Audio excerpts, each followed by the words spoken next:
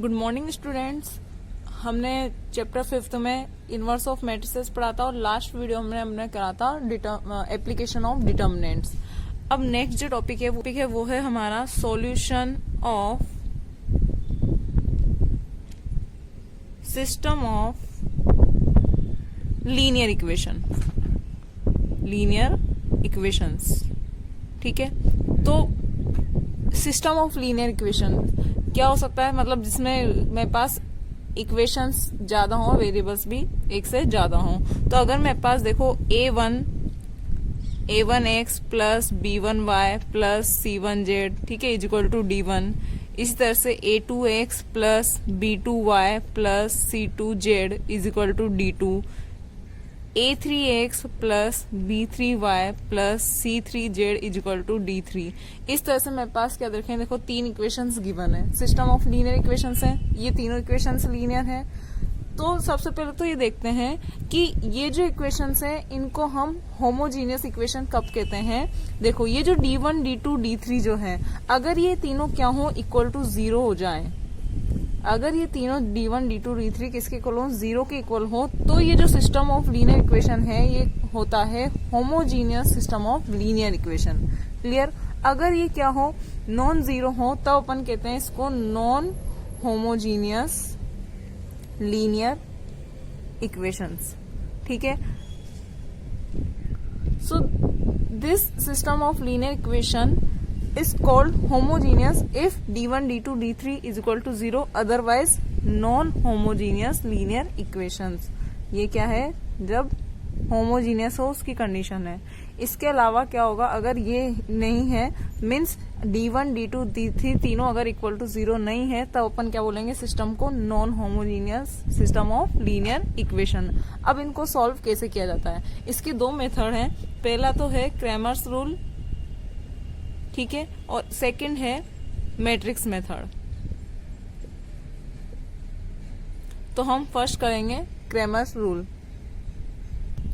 Cramer's rule को करते हैं, तो इसका जो फर्स्ट है वो क्या है, solution of system of linear equation of two variables. मतलब पहले हम किसका सॉल्यूशन निकाल रहे हैं, दो वेरिएबल्स की इक्वेशंस का। तो मानो मेरे पास इक्वेशंस क्या क्या दे रखी है, a1x plus b1y is equal to c1 and a2x plus b2y is equal to c2।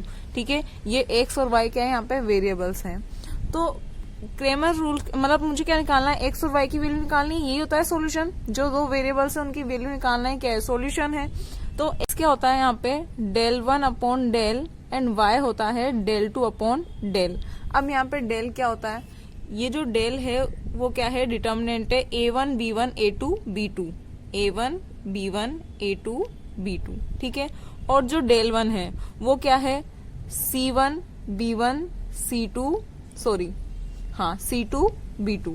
ठीक है, इसी तरह से डेल 2 क्या है मेरे पास, यहाँ पे तो हो जाएगा a1 a2, यहाँ हो जाएगा c1 c2। ठीक है, ये डिटर्मिनेंट्स की वैल्यू को अपन अगर किसमें, इसमें और इसमें पुट कर दें और सॉल्व कर लें, तो मेरे पास x और y की वैल्यू आ जाएगी।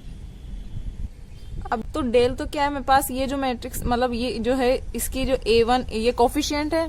ठीक है, ये जो कोफिशिएंट थे x और y के उसी की डिटर्मिनेंट है। जब मुझे डेल 1 निकालना हो तो देखो a1 a2 की जगह पे क्या पुट करना है, c1 c2 पुट करना है। जब y निकालना हो, डेल 2 निकालना हो, तो मुझे क्या करना है, जो b1 b2 की जगह पे क्या c1 और c2 पुट कर रहे हैं। ठीक, फॉर एग्जाम्पल एक एग्जाम्पल देख लेते हैं, उससे क्लियर हो जाएगा। तो एग्जाम्पल क्या है, find the solution of system of linear equation 5x minus 3y is equal to 2 and x plus 2y is equal to 3। ठीक है, तो मुझे क्या करना है, x और y की वैल्यू फाइंड आउट करनी है। ठीक है, बाय क्रैमर रूल x किसके इक्वल था, del 1 upon del, and y किसके इक्वल था, डेल 2 अपॉन डेल। ठीक है, जहाँ पे डेल क्या था मेरे पास, a1 b1 a2 b2, तो a1 की वैल्यू क्या है 5, b1 की -3, a2 की वैल्यू 1 है और b2 की वैल्यू 2 है। इसको सॉल्व कर लें, देखो 10 माइनस ऑफ -3 कितना हो जाएगा, 13। क्लियर है। अब मुझे निकालना है डेल 1, तो डेल 1 क्या हो जाएगा मेरे पास, ये जो a1 a2 है उसकी जगह पे c1 c2 आ जाता है, तो 2 3, और b1 b2 की जगह पे वही रहेगा। इसको सॉल्व करें तो देखो कितना हो जाएगा, ये 4 माइनस ऑफ -9। ठीक है, तो कितना हो जाएगा, 4 प्लस 9 मीन्स 13। अब क्या निकालना है, डेल टू। तो del two is equal to क्या हो जाएगा, अब A1 A2 की जगह पे तो यही रहेगा, B1 B2 की जगह पे क्या आएगा, C1 C2 आ जाएगा, तो ये हो गया 2 3। देखो 15 माइनस 2, डिटर्मिनेंट ही सॉल्व कर रहे हैं, 15 माइनस 2 कितना हो गया 13, तो इसकी वैल्यू भी कितनी आ गई 13। अब डेल 1 और डेल 2 तीनों की वैल्यू आ गई, तो x इज इक्वल टू क्या हो जाएगा मेरे पास, x इज इक्वल टू क्या था, del 1 upon del, that means del 1 की वैल्यू कितनी है, देखो 13 अपॉन 13 कितना आ गया 1। इसी तरह से y इसके इक्वल रहेगा del 2 upon del, that means 13 upon 13, ये भी कितना हो गया 1। तो x इज इक्वल टू भी 1 and y is equal to भी 1, और ये दोनों ही वैल्यू लानी थी मुझे, ठीक है। ये क्या हो गया, हमारा आंसर हो गया। क्लियर है। हमने इस टाइप की इक्वेशन को 9th क्लास में भी सॉल्व करना सीखा है, वहां पर भी ये होता था a1x b1y is equal to c1 अगर a2x plus b2y is equal to c2 ये है, ठीक है। तो अपन कहते थे इसके जो सॉल्यूशन है वो यूनिक होंगे या सॉल्यूशन एग्जिस्ट नहीं करेगा या इनफाइनाइट सॉल्यूशन होंगे। कब कहते थे, देखो अगर मेरे पास a1 upon a2 is not equal to b1 upon b2 होता था, तो अपन कहते थे ये यूनिक सॉल्यूशन जो है वो यूनिक होगा, ठीक है। इसी तरह से अगर a1 upon a2 is equal to हो जाए अगर b1 अपॉन b2 के, but not equal to c1 upon c2, तो हम कहते थे नो सॉल्यूशन, यही होता था। और जब a1 upon a2 is equal to क्या हो जाए b1 upon b2 is equal to c1 upon c2, तो अपन कहते थे कि इनफाइनाइट सॉल्यूशन होंगे, यही होता था। 9th या 10th क्लास में करते थे। तो इसी तरह से यहाँ पर देखो जो हमने इन दोनों इक्वेशन को सॉल्व किया है, इन्हीं केसेस को हम डिटर्मिनेंट की फॉर्म में लिखेंगे। स्पेशल कंडीशंस, इसमें क्या है, ए जो कंडीशन है वो ये है कि del is not equal to 0, ठीक है। ये वही है पर किस फॉर्म में, डिटर्मिनेंट की फॉर्म में। देखो अब इसको वही a1 upon a2 is not equal to b1 upon b2 बताएंगे। तो del is not equal to 0 then system has unique solution, ठीक। तो देखो डेल क्या था मेरे पास, a1 b1 a2 b2 यही था, और हम क्या कह रहे हैं इज नॉट इक्वल टू 0। जब हम इस डिटर्मिनेंट को सॉल्व करेंगे तो ये किसके इक्वल आएगा, देखो a1 b2 minus b1 a2 is not equal to 0, ठीक। अब देखो अगर मैं इसको सॉल्व करूं तो एक तरह से क्या हो जाएगा, a1 b2 is not equal to b1 a2, ठीक है। तो a2 को हम इधर ले आएंगे, क्या हो जाएगा a1 upon a2 is not equal to b1 upon b2, यही था हमारे पास जब अपन 9th क्लास में पढ़ा था। अगर इस तरह से हो तो सॉल्यूशन जो है वो यूनिकली एग्जिस्ट करता है, ठीक है। तो यहाँ पर भी वही है, del is not equal to 0, del is not equal to 0 क्या मतलब है, यही है कंडीशन, तो वही है। क्लियर है। सेकेंड कंडीशन है, देखो सेकेंड कंडीशन क्या है, del equal to 0 and one of del 1 and del 2 is non 0 then system has no solution. तो देखो डेल इक्वल टू 0 क्या मतलब है, a1 b1 a2 b2 is equal to 0, that means a1 b2 minus b1 a2 is equal to 0, ठीक है। अब solve करें तो क्या हो जाएगा, a1 upon a2 is equal to b1 upon b2, यही था अपन ने जो 9th क्लास में पढ़ा है वो क्या है, a1 upon a2 is equal to b1 upon b2 but is not equal to c1 upon c2, ठीक है। तो ये जो है ये तो क्या है, इसको दे रहा है कि डेल इक्वल टू 0, लेकिन ये डेल 1 डेल 2 क्या था, डेल 1 क्या था हमारे पास में, डेल 1 जो था वो था हमारे पास में c1 c2 b1 b2, ठीक है। तो देखो इसको जैसे सॉल्व करेंगे हमारे पास क्या हो जाएगा, c1 b2 minus b1 c2, या तो ये इज नॉट इक्वल टू 0 हो, ये नॉट इक्वल टू 0 होगा तो यहाँ से क्या मिल जाएगा मेरे पास, देखो c1 upon c2 is not equal to b1 upon b2, ठीक है। क्लियर है।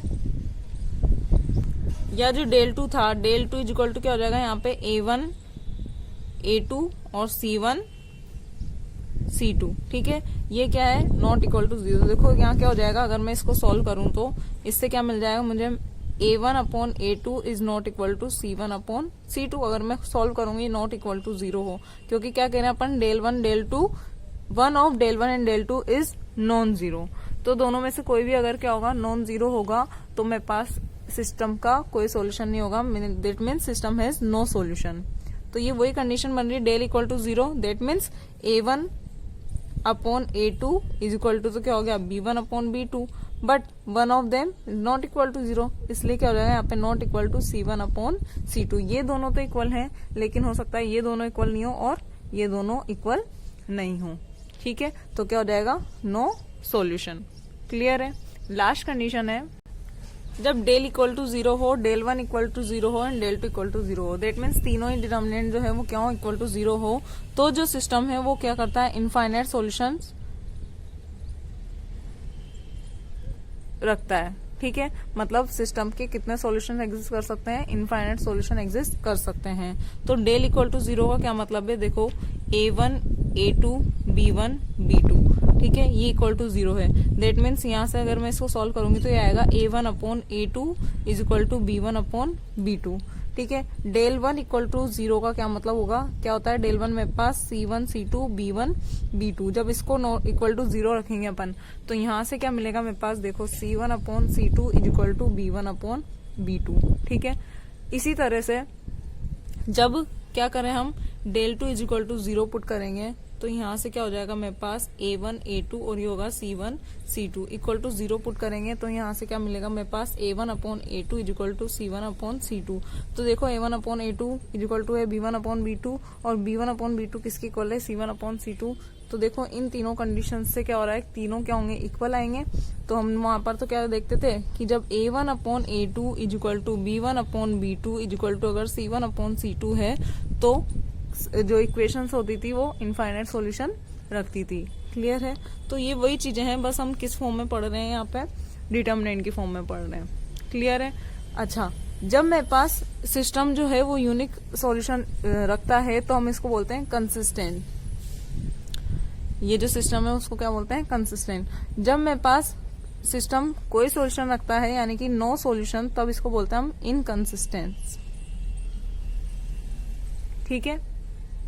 इसी तरह से जब क्या हो, इस तरह से कंडीशन हो तो अपन बोलते हैं जो सिस्टम है वो क्या है, कंसिस्टेंट तो है ही सही, ठीक है, लेकिन डिपेंडेंट भी है।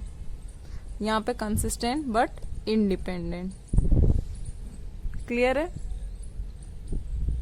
ये हमने किया है solution of system of linear equation of 2 variable.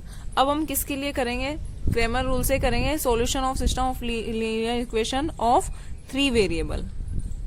ठीक है, तो 3 वेरिएबल में क्या होगा, जेड और आ जाएगा, बिल्कुल इसी तरह से होगा पूरा। लेकिन यहाँ देखो ये जो है a1x plus b1y plus c1z is equal to क्या हो जाएगा, d1, a2x plus b2y plus c2z is equal to d2 and a3x plus b3y plus c3z is equal to d3। ठीक है, तो ये हो गया मेरे पास, ये क्या है, 3 इक्वेशन है, लीनियर इक्वेशंस है। ठीक है, तो देखो by Cramer rule, by Cramer rule क्या हो जाएगा, यहाँ पर भी x इज इक्वल टू तो आएगा del 1 upon del, y is equal to हो जाएगा del 2 upon del and z is equal to हो जाएगा डेल 3 अपॉन डेल। ठीक है, अब डेल की वैल्यू क्या होगी, यहाँ पे डेल की जो वैल्यू है, ये जो मेरे पास कोफिशिएंट्स है उसकी डिटर्मिनेंट यानी कि a1 b1 c1 a2 b2 c2 and a3 b3 c3, ये तो हो गई डेल की वैल्यू। ठीक है, डेल 1 क्या हो जाएगा यहाँ पे, अब देखो डेल 1 क्योंकि क्या होगा डेल 1 में, अब ये जो है जो x की कोफिशिएंट है उसको किससे रिप्लेस कर दो, इधर ये जो d1 d2 d3 है उससे रिप्लेस कर दो। तो a1 a2 a3 की जगह क्या आ जाएगा, d1 d2 d3, बाकी वैसे ही रहेंगे, ये b1 b2 b3 एंड ये c1 c2 c3। क्लियर। इसी तरह से डेल 2 इज इक्वल टू क्या हो जाएगा, देखो अब वो जो y के कोफिशिएंट्स है ना उसको किससे, ये d1 d2 d3 से रिप्लेस कर देते हैं। तो देखो a1 a2 a3, ठीक है, यहाँ क्या हो जाएगा d1 d2 d3 और ये हो जाएगा c1 c2 c3। क्लियर है। अब क्या निकालना अपन को, डेल 3। तो डेल 3 में हम क्या करेंगे, जो z के कोफिशिएंट्स है उसको d1 d2 d3 से रिप्लेस कर देंगे। देखो a1 a2 a3, ठीक है, ये हो गया b1 b2 b3 और ये हो जाएगा d1 d2 d3। तो वैल्यूज को लर्न करना इतना टफ नहीं है। क्या करना है, ये जो डेल है ये तो पूरी ये जो कोफिशिएंट्स की डिटर्मिनेंट है। डेल 1 में क्या करना होता है, x के कोफिशिएंट को इससे रिप्लेस करना होता है। डेल 2 में क्या करना होता है, y के कोफिशिएंट को रिप्लेस कर दो और डेल 3 में z के कोफिशिएंट को रिप्लेस कर दो। ठीक है, इसी तरह से अब क्या करेंगे, जैसे ही चारों की वैल्यू मिल जाएगी मुझे इनमें पुट कर देंगे और x y z मुझे मिल जाएगा। अब यहाँ पर भी क्या है, स्पेशल कंडीशंस हैं और ये कंडीशंस बिल्कुल वही हैं जो 2 वेरिएबल्स में थी। इसमें भी क्या होगा, फर्स्ट जो कंडीशन होगी वो क्या होगी, स्पेशल कंडीशंस। देखो जो फर्स्ट कंडीशन होगी वो क्या है, अगर del is not equal to 0, अगर del is not equal to 0 then this system has unique solution. ठीक है, इसी तरह से जो सेकंड है वो क्या है कि अगर डेल इक्वल टू 0 है but one of del 1, del 2 and del 3 is non zero. ठीक है, डेल 1, डेल 2, डेल 3 में से कोई नॉन जीरो है, तब जो सिस्टम है वो क्या होगा, नो सॉल्यूशन रखेगा, मतलब कोई सॉल्यूशन नहीं होगा। अच्छा, यूनिक होगा और इसको बोलेंगे अपन कंसिस्टेंट। ठीक है, नो सॉल्यूशन मीन इनकंसिस्टेंट। इसी तरह से सी जो है वो है डेल इक्वल टू 0 हो, del 1 equal to 0, del 2 equal to 0, del 3 equal to 0। अगर ये सभी क्या हो जाएं, 0 हो जाएं, तो जो फंक्शन जो सिस्टम है वो क्या करेगा, इनफाइनाइट सॉल्यूशन रखेगा। ठीक है, इनफाइनाइट सॉल्यूशन कंसिस्टेंट हो भी सकता है और नहीं भी हो सकता है, कंसिस्टेंट और इनकंसिस्टेंट। क्लियर है? तो सिस्टम ऑफ लीनियर इक्वेशन का सॉल्यूशन कैसे फाइंड आउट करते हैं, क्रेमर रूल से। Del 1 upon del, del 2 upon del, del 3 upon del, मतलब जितने वेरिएबल्स दे रखे हैं, अगर कोई और भी वेरिएबल देता तो क्या हो जाता, डेल 4 अपॉन डेल हो जाता। क्लियर है? और फिर उसके लिए क्या करते हैं, जो मान लो अगर W होता है एक वेरिएबल, तो उसके कोएफिशिएंट को हम किससे, इससे रिप्लेस कर देते, तो उसकी वैल्यू फाइंड आउट हो जाती। क्लियर है? तो हमारे पास क्वेश्चन किस टाइप के आएंगे, या तो इक्वेशन देके उनका सॉल्यूशन फाइंड आउट करने को बोलेगा, दैट मीन्स वो पूछ सकता है जो इक्वेशन दे रखी है उसके टाइप ऑफ सॉल्यूशन बताओ, तो तुम्हें क्या करना है, बताना है कि वो यूनिक सॉल्यूशन रखता है या नो सॉल्यूशन रखता है या इनफाइनाइट सॉल्यूशन रखता है। क्लियर है? मैट्रिक्स मेथड कल करेंगे। Thank you.